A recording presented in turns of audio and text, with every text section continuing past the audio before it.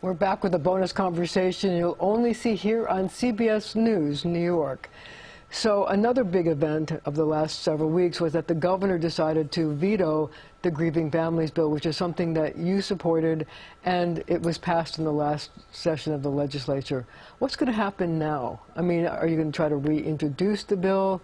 I know you can't override the veto because it happened in the last session, so what's going to happen? Well, I hope we get a new bill onto the floor of both houses, and we can negotiate with the governor any chapter amendments she wishes to see. But, you know, the take it or leave it approach, which was our last round of discussions with the governor on Grieving Families Act, isn't going to work this time, especially when we have a supermajority. So I hope she's engaged with her team to get the best bill to protect families in New York, but also update a law that was last written when President Polk was in the White House.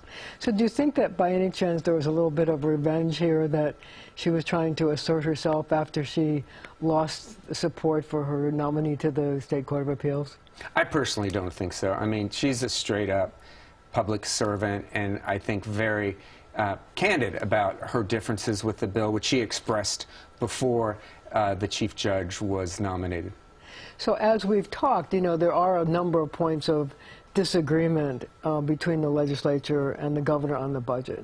The question I have is, since the state constitution gives the governor a lot of power when it comes to the budget, will you be able to forge a working relationship, or is it going to be like, you know, my way or the highway, the way a la Andrew Cuomo? I mean, do you think that there's going to be a change and that there's going to be a real working relationship and partnership, or are you worried that she's going to try to use her powers in the budget to force some of the things that she wants that the legislature may not want?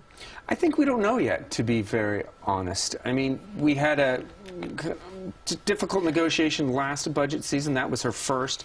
But I think she's getting her sea legs, and I think she certainly understands in recent months and weeks that, you know, she needs the legislature as much as we need her. I think she's a consensus builder at the end of the day. I think her style is to bring people in a room and discuss differences.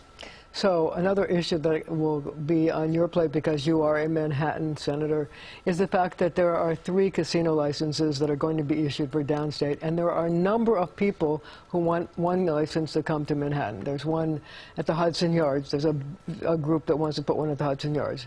Another one that wants to put one on the east side by the UN.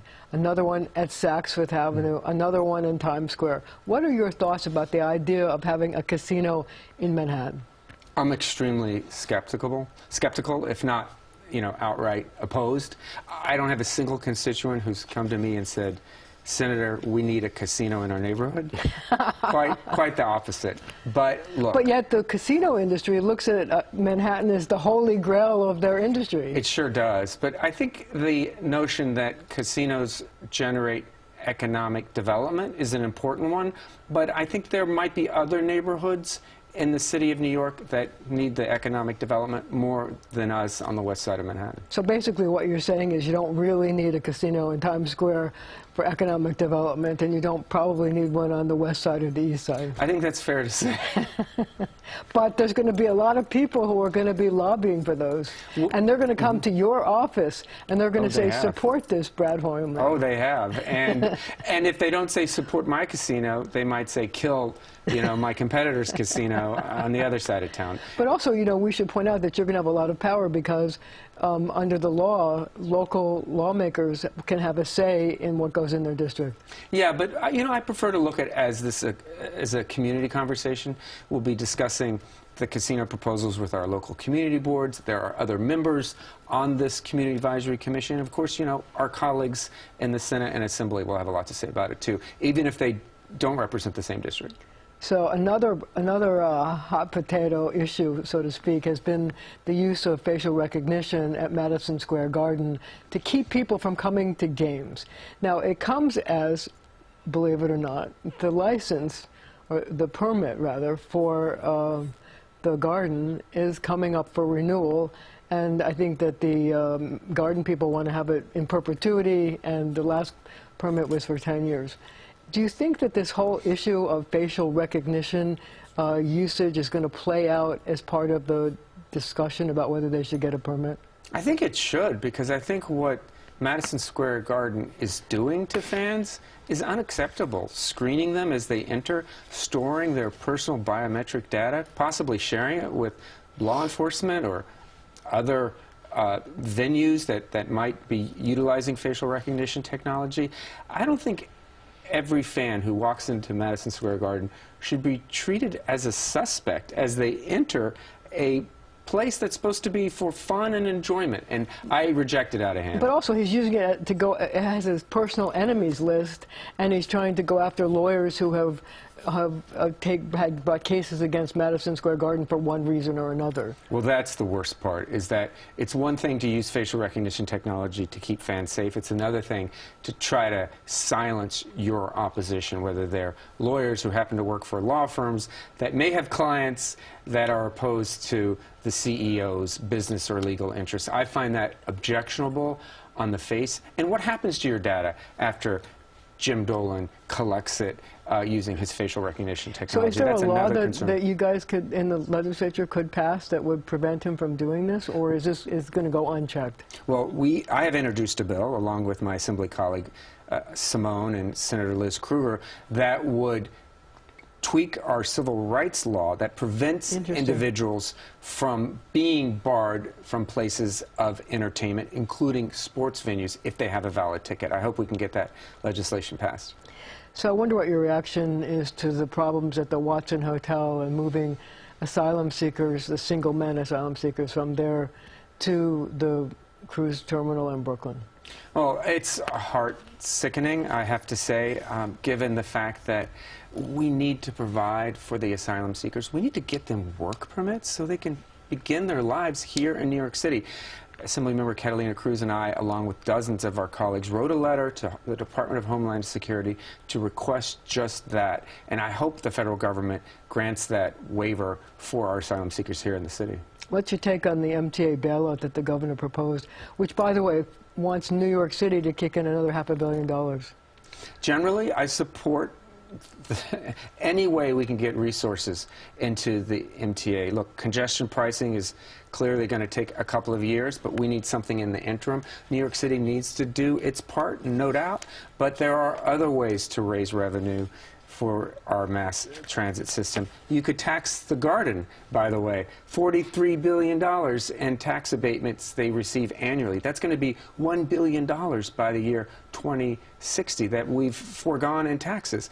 You can also tax corporations a little bit more to pay for the fact that their workers are getting to the offices safely. So you say, instead of the city having to kick in another $500 million, let's go after the Garden and take away some of their tax incentives. I think that idea should be on the table. Any company that benefits from our mass transit system, and you have to say that Madison Square Garden does. They sit above the busiest train hub in the Western Hemisphere. And a lot of people take the train or the subway or the bus to get to the events there. Indeed, and that helps the bottom line of Madison Square Garden. So talking about commuters, what about the idea that in the budget that the governor proposed, there's a 5% fare hike for commuters? You know, I oppose fare hikes. I think that we need to make our buses free, but look, we have to negotiate this. It could be a little bit from riders, it could be a little bit from big corporations and the wealthy, but at this point, when we're trying to get riders back on to the subway, I don't think a fare hike is probably the best course of action. So from mass transit to cars, the city wants the legislature to pass a number of bills to what they call tighten the screws on bad drivers, fast drivers.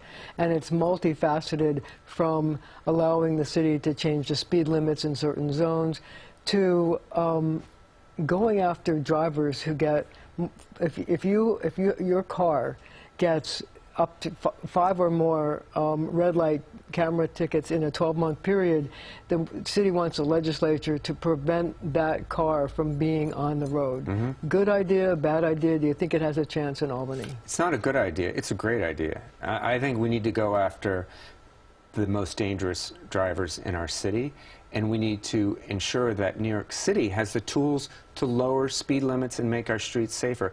We had the most dangerous and fatal year for children since Vision Zero began in 2022. The city needs help from Albany. It doesn't make sense to me that Albany is preventing the city from lowering speed limits, from increasing the number of red light cameras, and from preventing the streets from being safer at the end of the day. So the more we can help New York City in that regard, I support it. What about reducing the alcohol level from 0.8 to 0.5?